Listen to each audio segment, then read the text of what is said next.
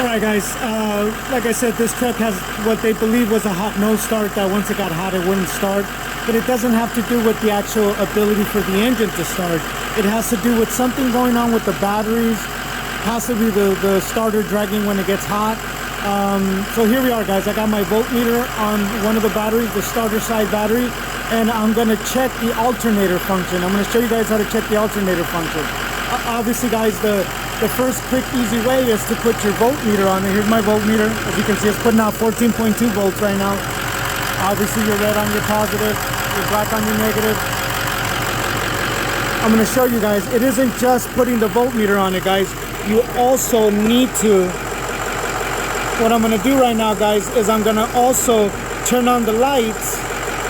I'm going to put on the lights full blast.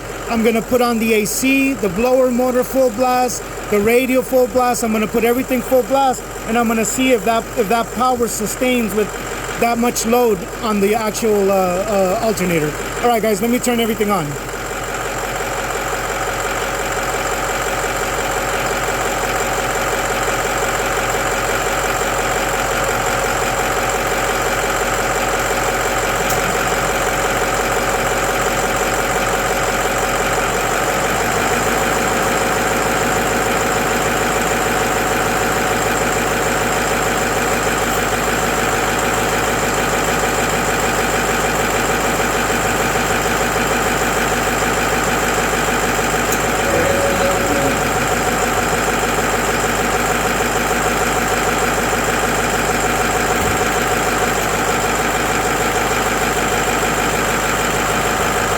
As you can see guys, it definitely dropped.